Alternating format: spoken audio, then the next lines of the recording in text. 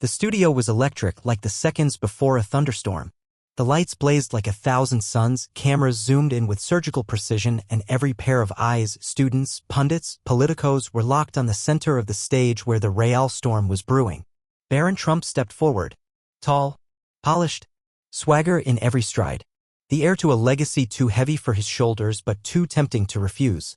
He was there to prove he was more than a shadow. He was trying to cast one of his own. Across from him stood Congresswoman Jasmine Crockett.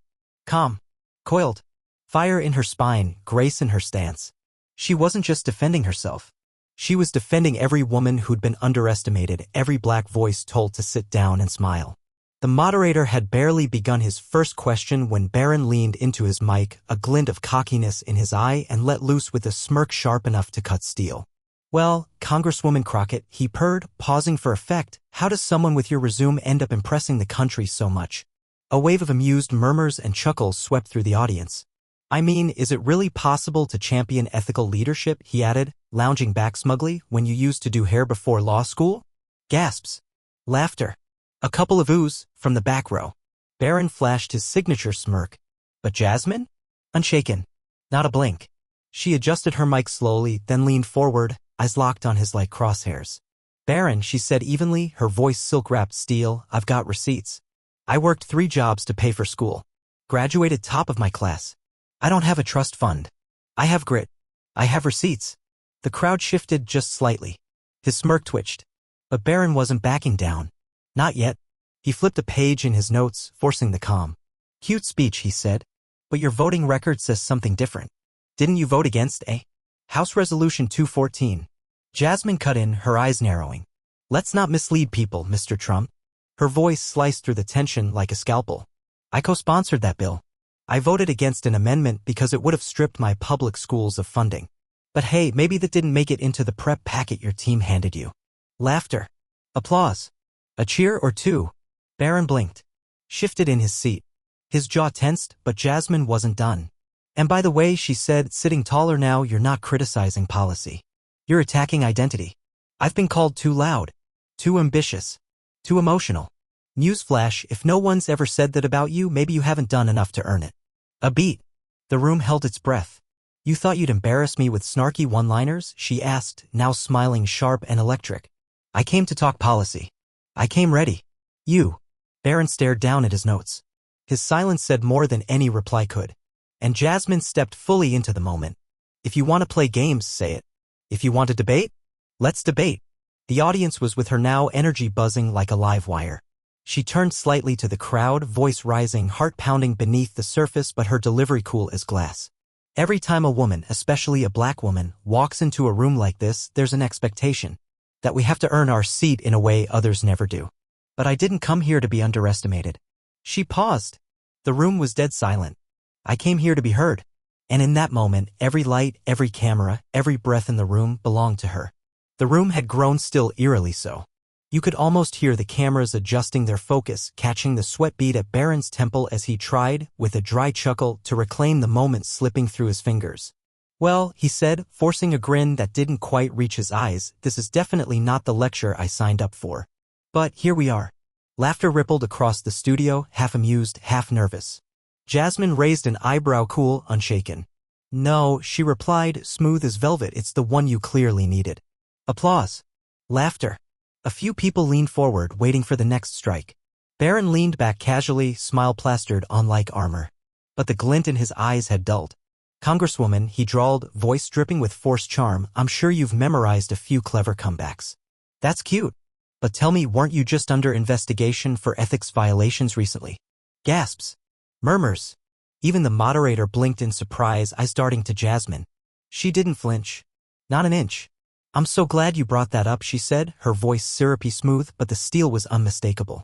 It's a perfect example of how people like you weaponize half-truths when they don't have facts. Baron shifted. The audience leaned in. Yes, she continued, calmly slicing through the silence, my name came up in a routine audit, standard stuff. A review of campaign expenses. No charges. No violations. And you knew that, Baron. You knew. You just hoped no one else would. The crowd broke into a fresh wave of noise, surprised exclamations, uneasy laughs, heads turning toward each other. Baron's smile faltered. His jaw tightened.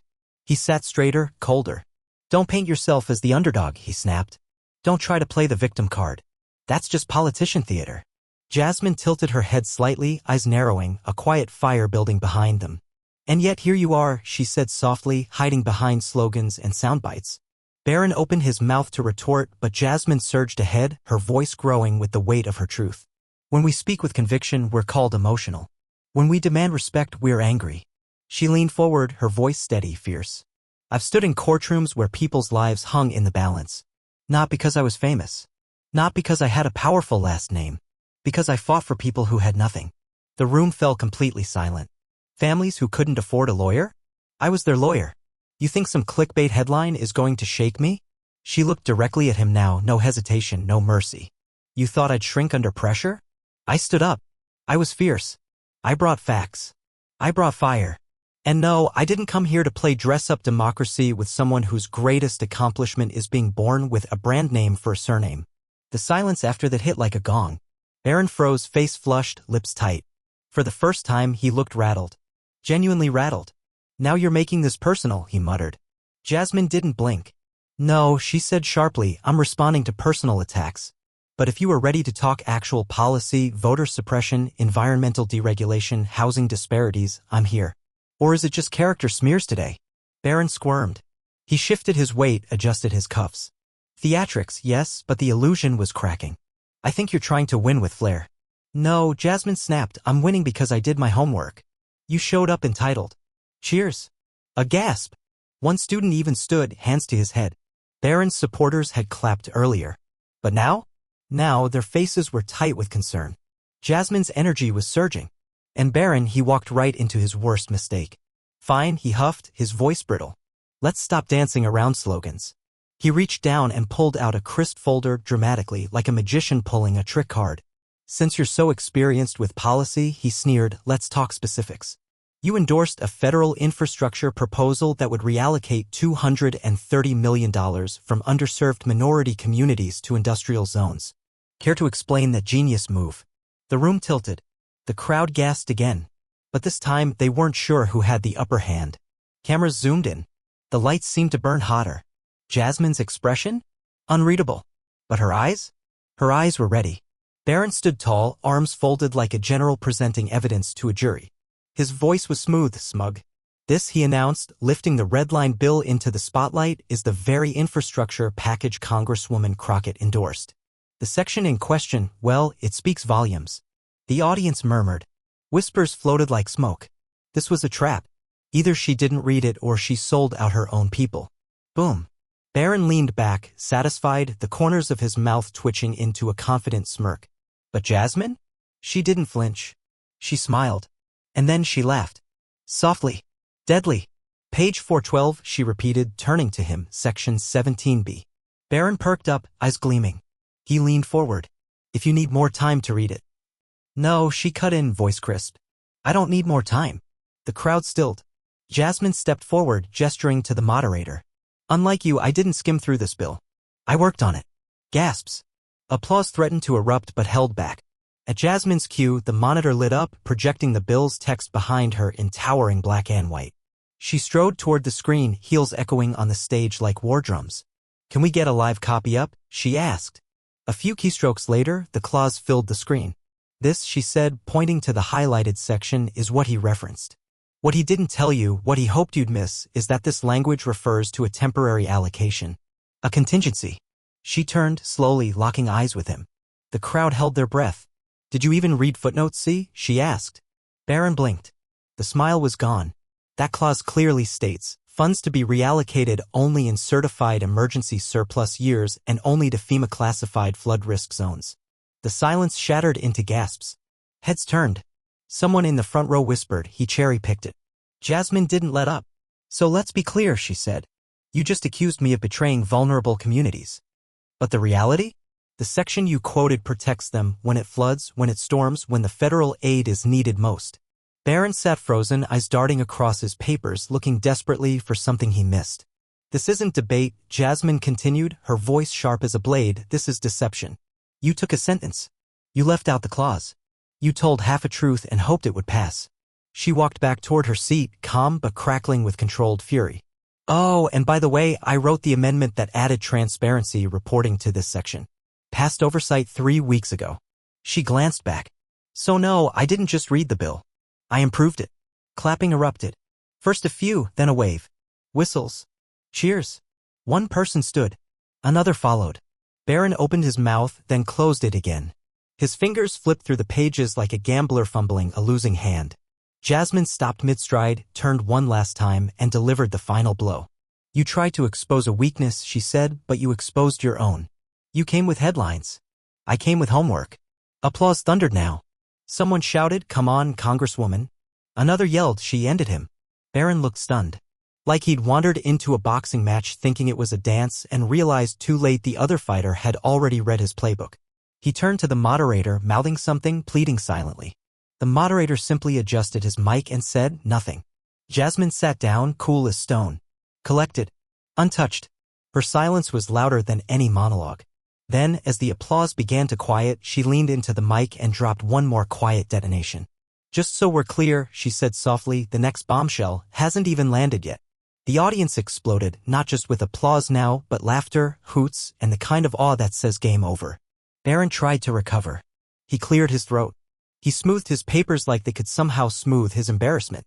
Okay, he said, trying to sound reasonable, but we're still talking about a bill projected to increase federal spending by nearly $1 billion over the next decade.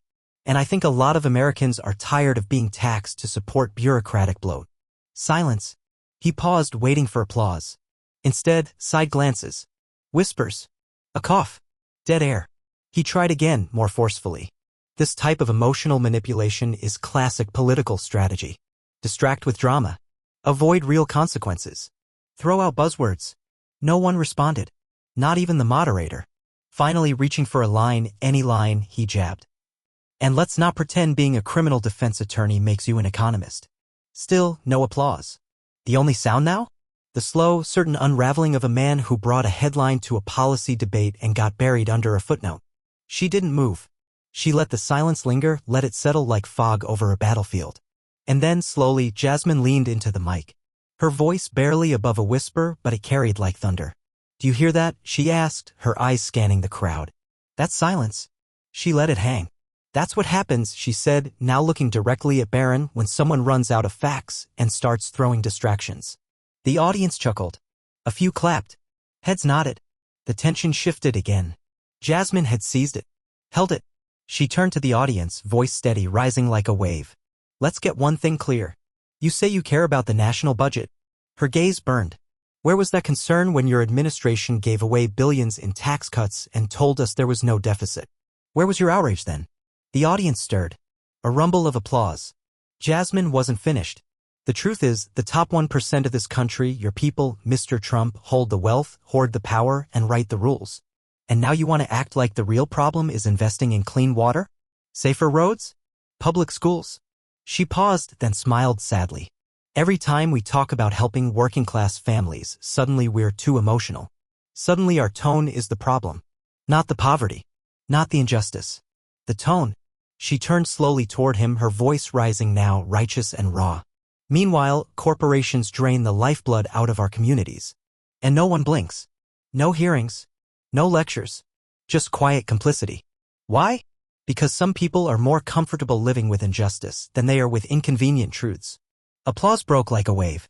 Jasmine scanned the room, faces lit by studio lights and realization. She lifted her hand politely, firmly. The room quieted. She turned back to Barron. Her voice dropped, calm, low, cutting. The condescension you walked in with, the little jabs about my background? I let them go. I thought maybe you had something real to say. A pause. The hush was total. But what I see now, she said, leaning forward, is someone more interested in defending his name than defending the truth. Laughter, light at first, swelled into applause. Even the cameraman couldn't hide his grin. Barron didn't move, didn't speak. He blinked, swallowed hard, and then blurted out, "Look, people don't trust politicians because they twist everything. Because they never answer the question that's really bothering them." Before he could continue, Jasmine tilted her head and answered, smooth as silk. "And you didn't like the answer." The crowd erupted. Clapping. Shouts. It was over and everyone knew it, except the man still clutching at his notes like a life vest.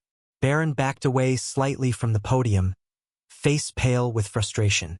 "You know what this is?" he scoffed. "It's performance. You're just chasing viral moments." He threw the line like a dagger, but it landed flat. Jasmine met his gaze, calm, composed, ice in her tone.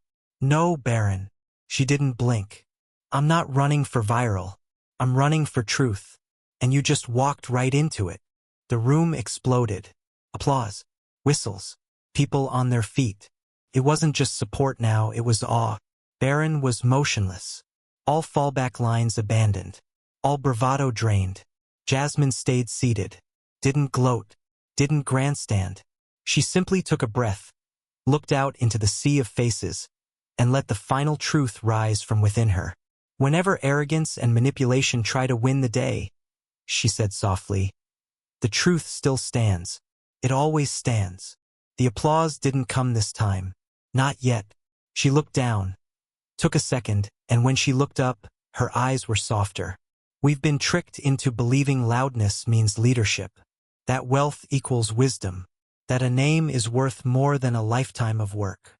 Her voice trembled, just slightly now, not with weakness, but with meaning. "But real power?" she said, hand resting gently on the mic. "Real power is standing firm for the unheard.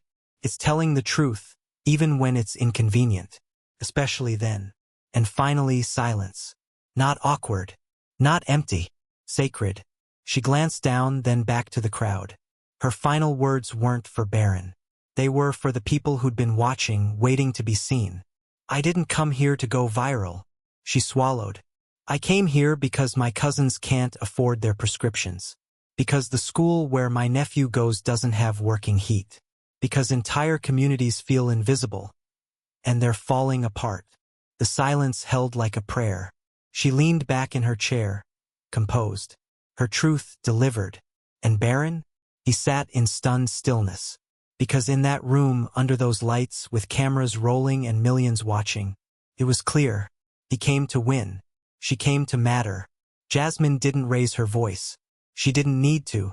Instead, she leaned in, still calm, still centered, and spoke as though addressing not just the room, but every living room, every tired heart watching through a screen.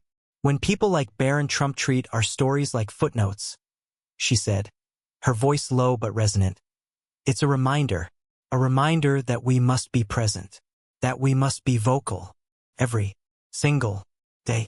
When the moment comes, we must show up." A few heads in the crowd nodded. Then more. Faces softened.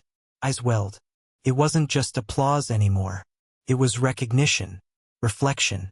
This wasn't about winning a soundbite war anymore. It was something else entirely. "Maybe tonight wasn't about who won," Jasmine continued. "Maybe it was about remembering. Remembering that no matter how loud the noise gets," she paused, "substance still matters. Facts still matter. You still matter." The room fell into a tender stillness. No clapping, no movement. Just the collective breath of people who had seen something real cut through the static. She leaned into the moment, into the hush. "So if you're tired of being spoken over," she said, scanning the room, eyes connecting with strangers like allies, "if you believe it's time to stop letting privilege drown out the truth, then don't stay silent." She stood. No fist pump. No raised arms. No swagger. Just strength. Quiet, unshaken strength. "If you're tired of being talked over," she said, "don't be quiet anymore. Share this moment. Let it spark something. Let it change something." And then one last turn to the camera. A final gaze, direct and inviting. "I'm looking forward to hearing from you." She walked off the stage. Not triumphant, but undefeated. And as her microphone lowered with a quiet click, that image, her poise, her power, her unbothered calm, was already looping online. Barron Trump left in silence. Jasmine Crockett left a mark. Within minutes, the internet exploded. Headlines surged. Clips ricocheted across social media like wildfire. Did Jasmine just end Barron Trump's career on live television? Maybe, maybe not. But the truth? The truth? She reminded a nation that facts still matter, and that being heard isn't a privilege. It's a right, one you fight for, one you show up for. The host returned on-screen, the closing theme soft beneath his voice. If tonight moved you, if it challenged you, then let's talk. Let's not run from difficult truths. Let's face them. With honesty. With hope. He paused, then smiled. Subscribe if you want more of this. Because the conversations they don't want us to have? We're just getting started. Until next time, God bless you. And God bless America. Fade to black.